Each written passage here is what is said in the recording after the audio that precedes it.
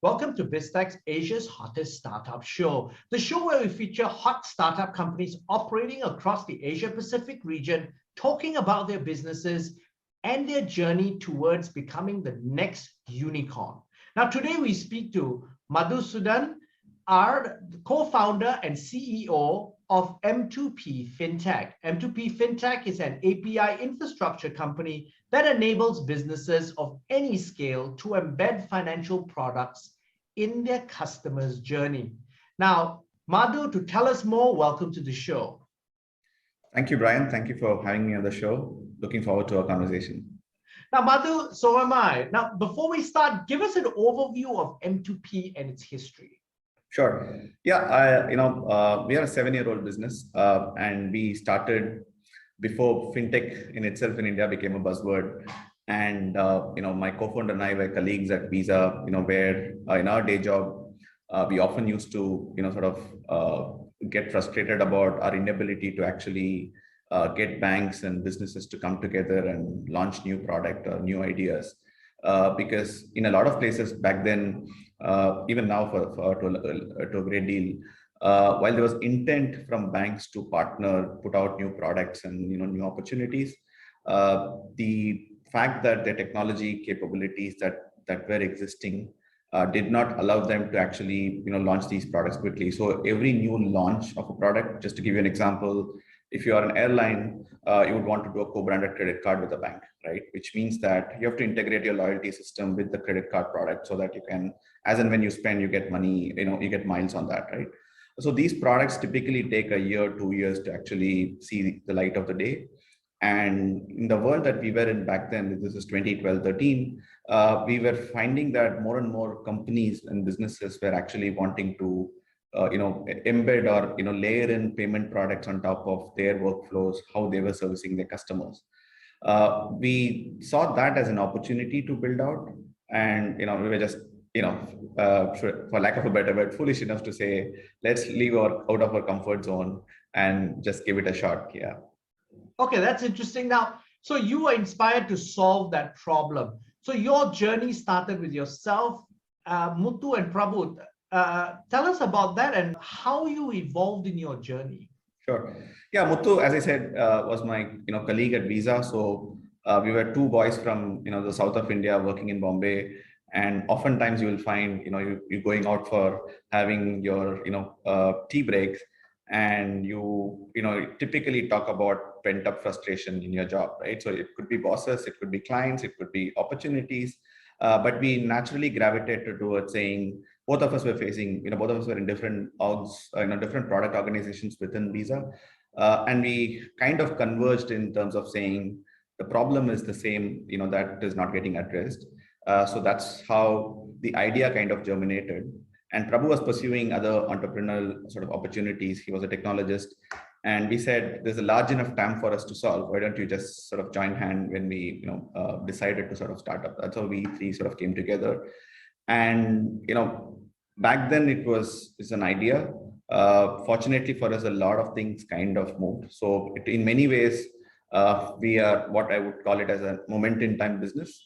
India went through this massive shift, both at a macro level in terms of digitization, as well as a number of factors that policymakers, government, did over time. We demonetized the currency, which put the broader payment ecosystem into a rocket ship. So we were there at that right cusp of that time when things were just taking off, and then the whole fintech ecosystem just sort of blew it away in terms of how much more we could sort of do and serve that segment. Could you then, and the demonetization from an Indian context, that demonetization was really the coming of age in terms of fintech in India, in terms of adoption. But could you give us an overview of the fintech industry today in India and the role that M2P plays in it with your service and product offerings? Sure. I think I would pace it into 3 parts, right? 5 or 6 years ago, and we see this now in other parts of Asia where we are actually sort of going in. Fintech is seen as a fad. Banks are reluctant in some ways to say, I don't want to partner. They're going to take away my customer. I don't know what these companies are doing. If the money sort of dries up, I don't think this business will exist. That was the thought process broadly in bankers' mind 5 years ago, right? There was reluctance. There was, dismissive. They were dismissive of the idea of fintech, although there was, enough evidence to suggest that these guys are, sort of really sort of cracking it up.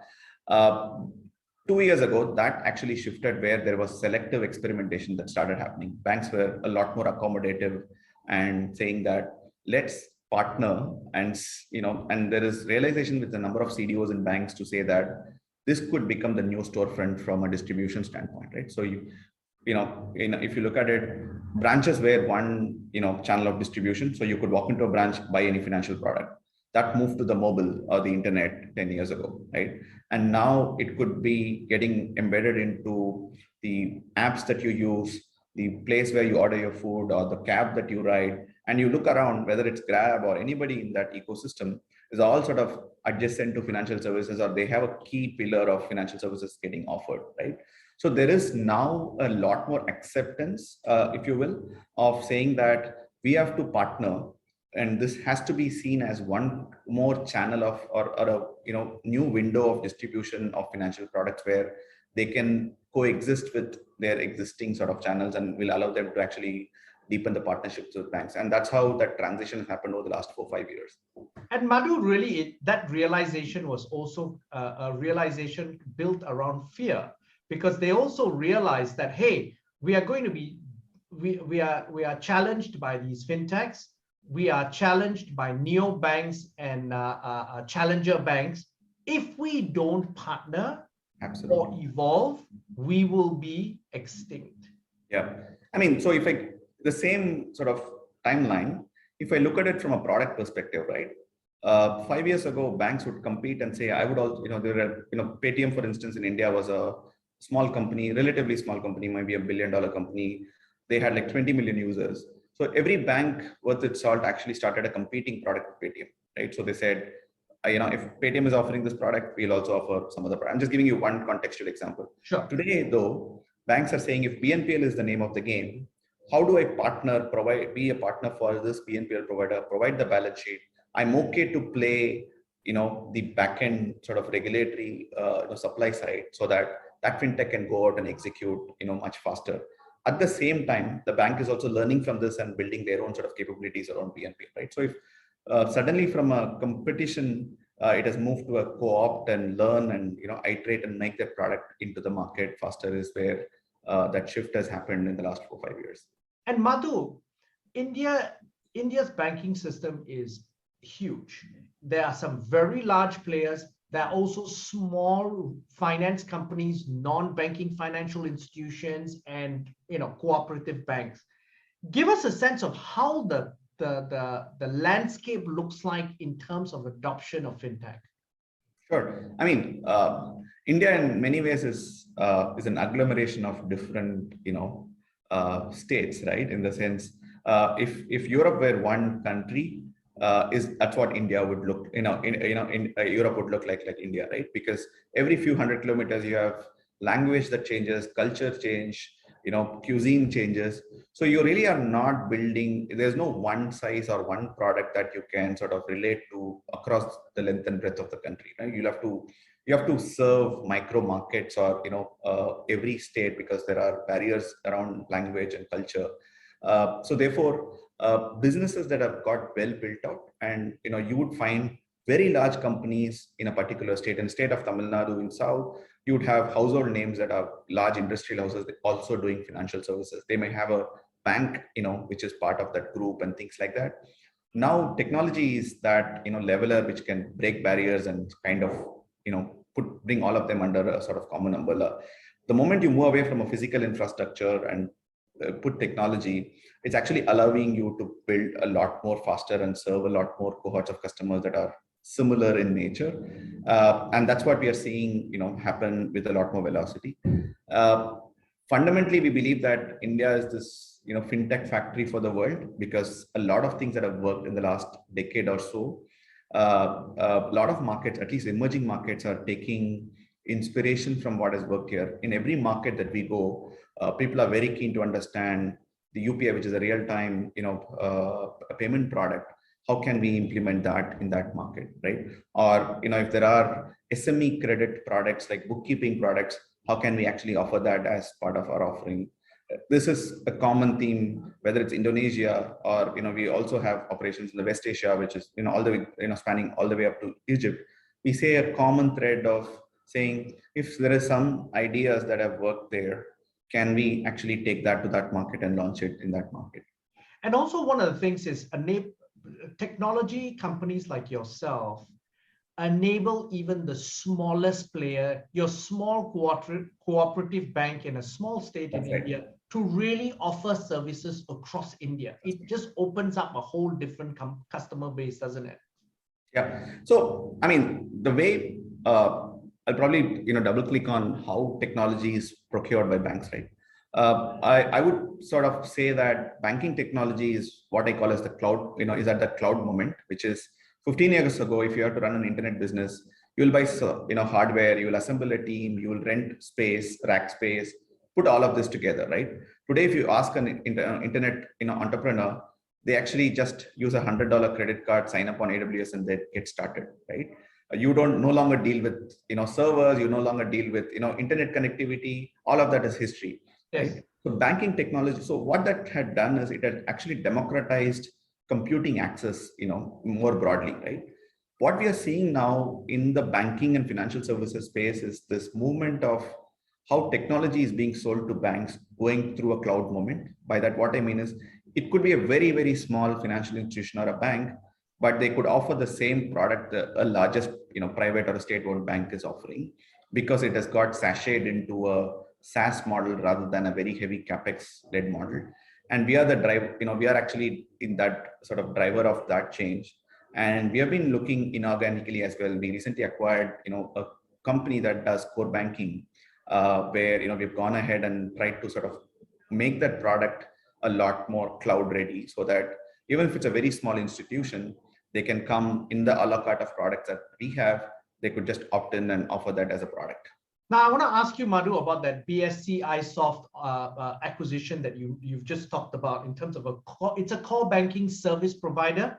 That's with right. A customer base of around 250 cooperative banks, right?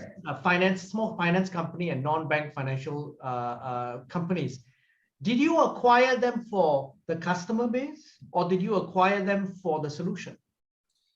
I think the way we look at, in the business that we are in, there are a lot of adjacent opportunities that are very interesting, right? In the sense, if I have to provide a bouquet of services, if I say that I'm the best, platform for a bank CDO to come in and sign up and, go ready and be in the market in 60 days or 90 days, we have to offer a whole breadth of products, right? Some we could build.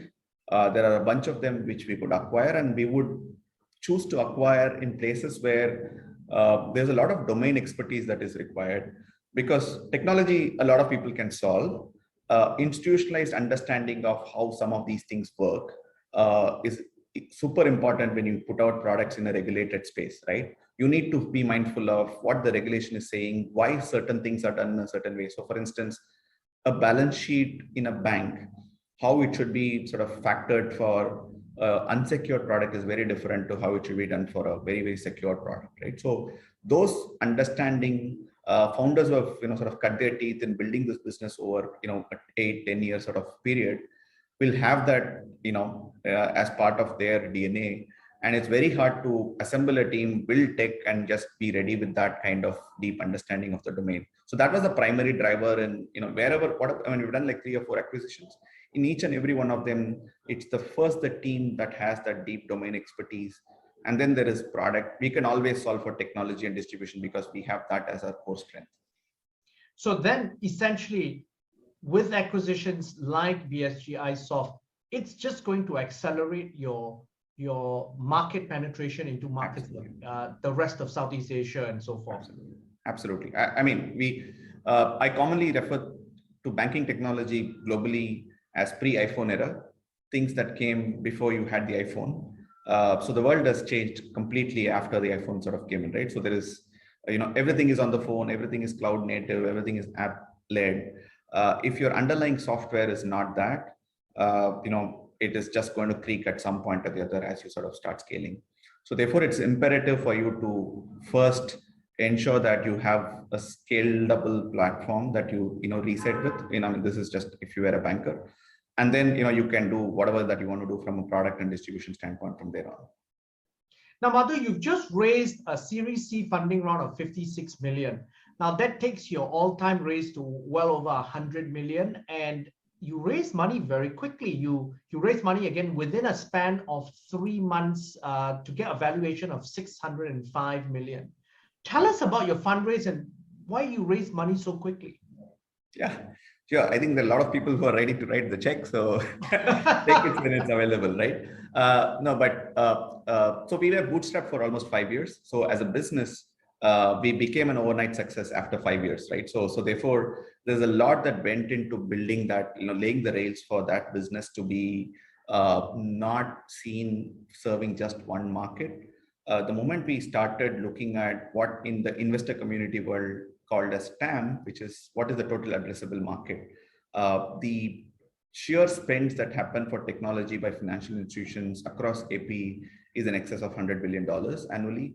So if that is the opportunity set, and if you look around, there aren't many companies doing what we are doing. And just going back to my old sort of cloud analogy, AWS had a run for almost 10 years before Google and Microsoft and all woke up and said, hey, this is a big money, generating cash generating engine. And they're still sort of catching up, right? So therefore, in a lot of places, we believe that we have that unfair advantage of being first in markets. So therefore, we are actually rushing into going to markets where we can do a land grab before others realize this is an opportunity. And investors love that kind of growth because it's not just one country story where there can be some regulatory pressure or some other limitation that can come in. Now the world is the oyster for us, and as far as where all sort of we can go, but we are razor focused on Asia, broader Asia market, simply because in every market that we go, we have to sort of localize the company based on local regulation. There are local networks. So Singapore has certain infrastructure requirements to connect locally. India has its own NPCI, RuPay, UPI products. So every market will have its own sort of local nuances. So we'll have to localize the entity to serve that market well. So it's going to take some time to soak into that opportunity and sort of exploit that opportunity. So investors love this story because when you get entrenched into an ecosystem, it's very hard for you to be dislodged, and that can provide long-term value creation substantially. Now, Madhu, looking ahead 2022, 2023, what do you see key trends in the fintech industry? I think there are, I would put it as two sort of broad, the way we actually look at it is there are two broad sort of themes that we are figuring out. There's acceleration in terms of ideas to, commercialization that has got faster. There are ideas that fintechs are working on. So BNPL is a great example of that. It started in the US 24 months ago. It's already prevalent in every relevant market, all across Asia, right? Australia has like a bunch of them, which is exceeding credit card spends already. India is doing a whole bunch of, the startups that are doing it. So there is acceleration in terms of how mainstream some of these fintech products are coming into, where large private banks or large state-owned banks are actually saying, we also want to launch this product. So fintech has become mainstream, in that context. The second secular shift that we are seeing is fintech as an idea.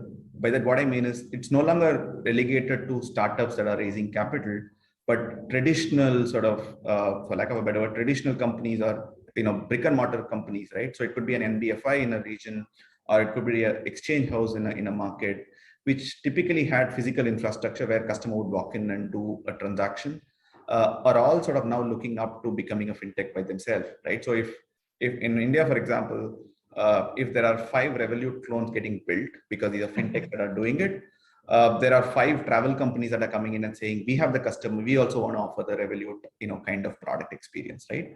So therefore, the customer is loving it. And we as arms dealer in the race, we love it because we're going to go, if the consumer business is a war, we would much rather supply ammunition to both sides. No, and absolutely, because the arms dealer always ends up the winner in a war. That's right. That's right. More, it cannot be more opportune than now as we have what's happening around the globe. Yeah. Now, Madhu, I want to zoom in on you now. Now, you're on the cusp of becoming a unicorn. Could you share with other entrepreneurs some of the lessons that you've learned in your journey so far? Sure. Yeah, I think unicorn is this mythical sort of animal. So we'll have to leave it at that in terms of that being a goalpost itself.